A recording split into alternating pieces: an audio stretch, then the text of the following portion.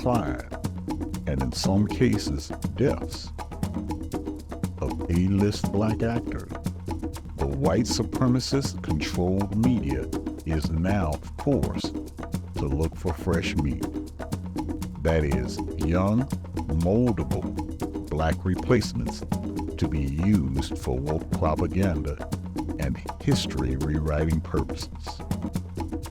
The Netflix production of Rebel Ridge appears to be a low-budget, feeble attempt to put out feelers to find a replacement for the aging Samuel Jackson, Denzel Washington, Will Smith, and etc.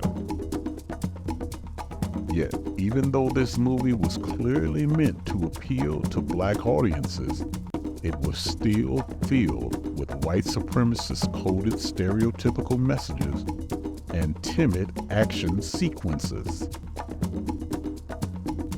The heavy-handed messages of white supremacists began from the very start of this film. For instance, the movie begins with the black male lead, Aaron Pierre, catchy name, huh? Peaceably bicycling up a hill. I guess that is why the film is called Rebel Ridge.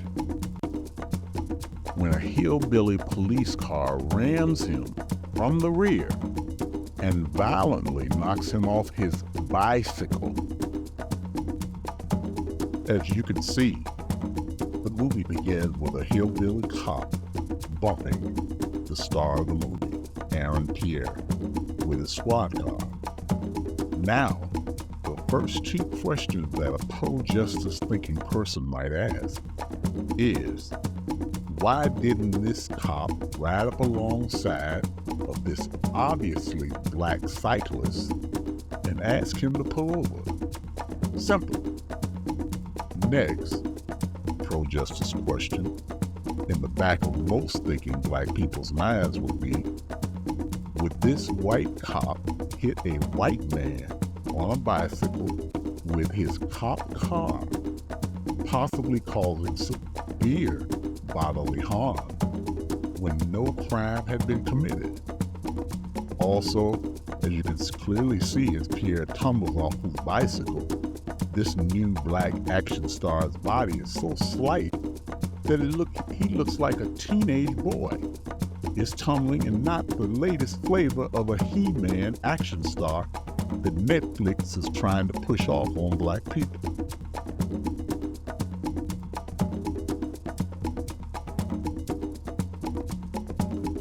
How many times over the past century have we heard this excuse from racist police officers? Yet, the protagonist and the movie in general made a point of never mentioning racism or implying racism. Even as the movie progressed and we learned that there were only 2 black people living in this town, racism was nowhere to be found.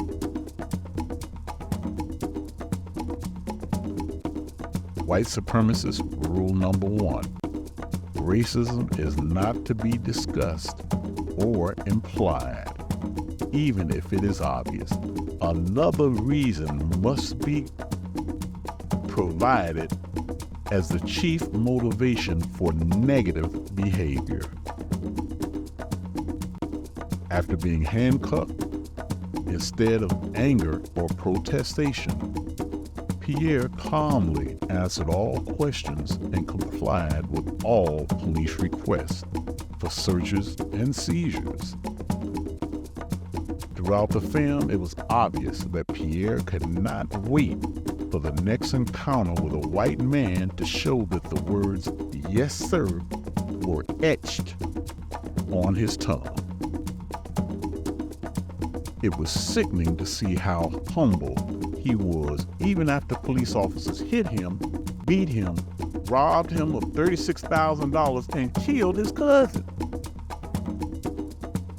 Which leads to the thinking person to ask, when was the last time that Matt Damon, Mark Wahlberg, Sylvester Stallone, or Arnold Schwarzenegger said, "Yes, sir," multiple times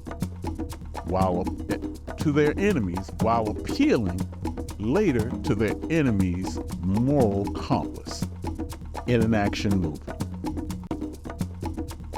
White supremacist rule number 2. Only take charge white men are allowed to be arrogant and belligerent. Black men must be quietly proud, humble, and soft-spoken. That is, non-threatening.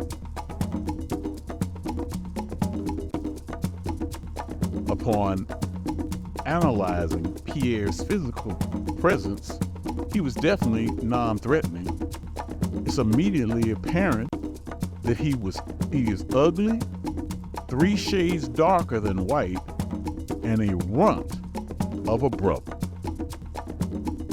For example, when Pierre stands next to the police car during his arrest, his head is about 2 inches taller than the car's roof, and his facial features look like he lost a fight before the movie started.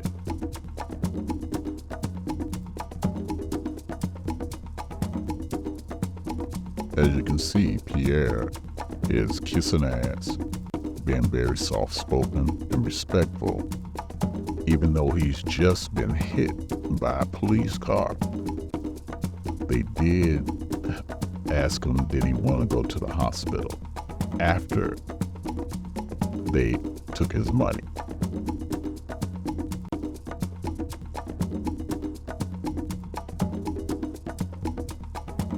With all the tall, dark, and handsome, manly, even model quality black men on this planet, white supremacists had to search far and wide to find an actor that fit their unique specifications. Pierre.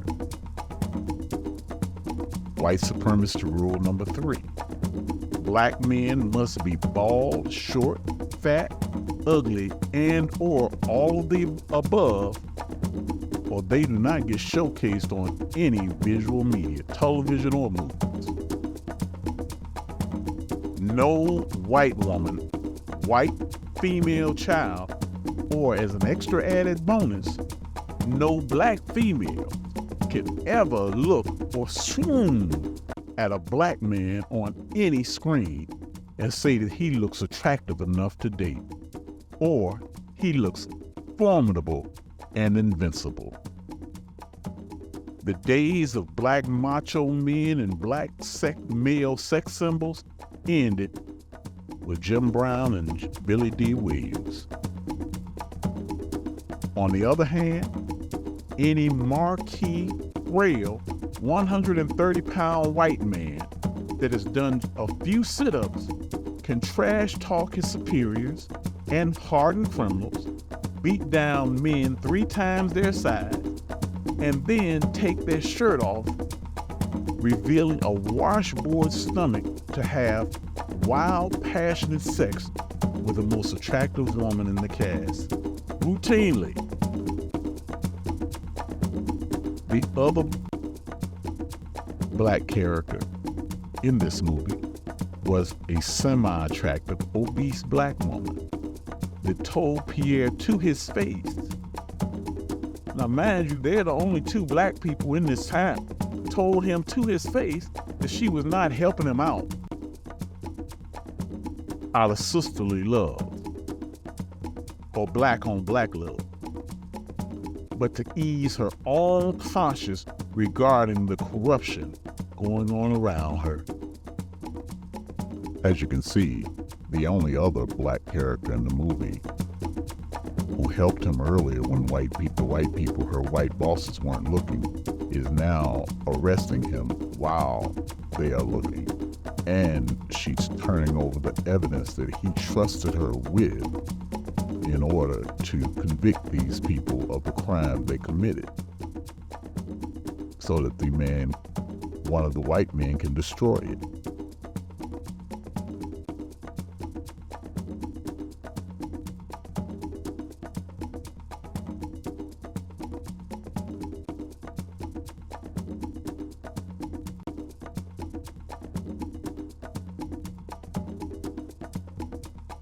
White supremacist rule number 4.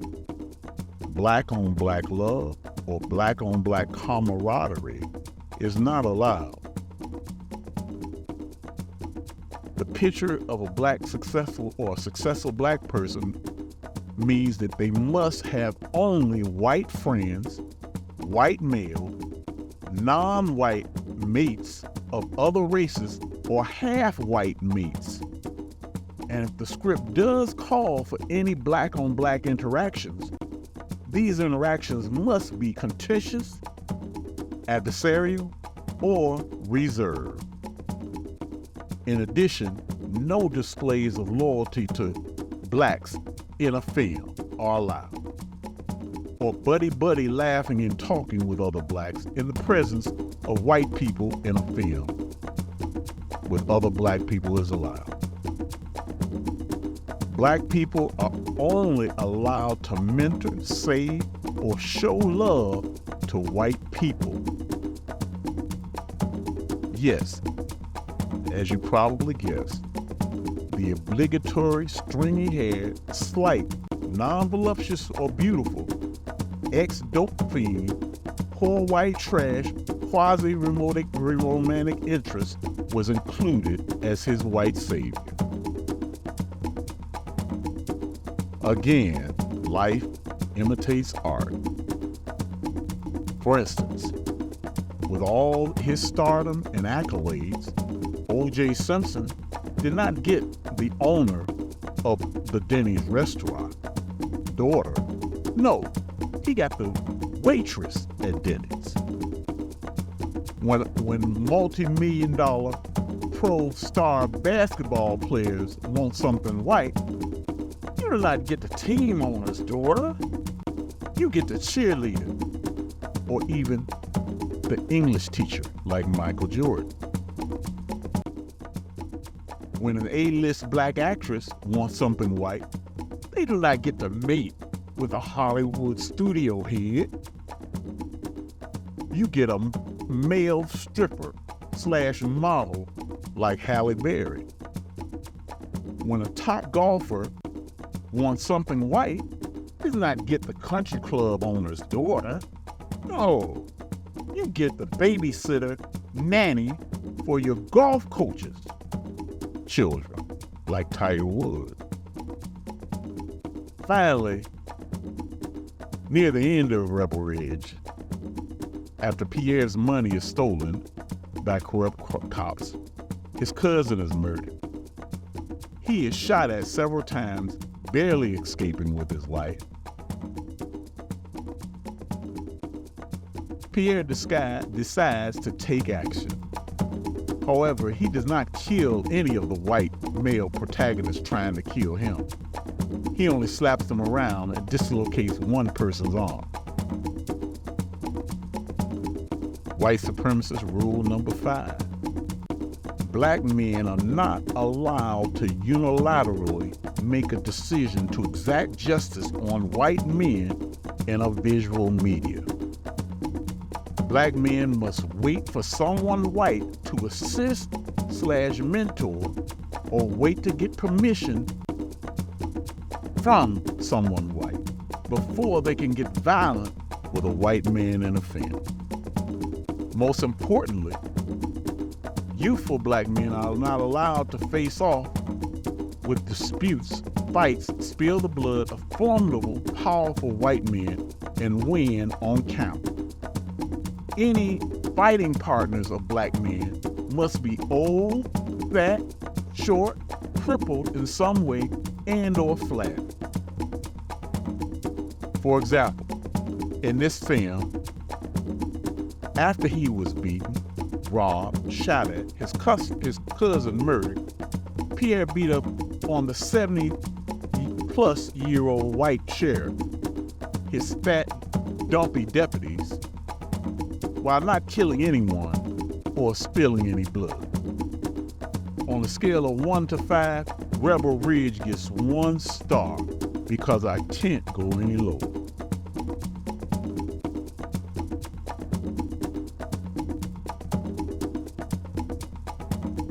If you enjoyed this video, now's the time to click like and subscribe so that you can receive notifications when new videos are produced. Thank you.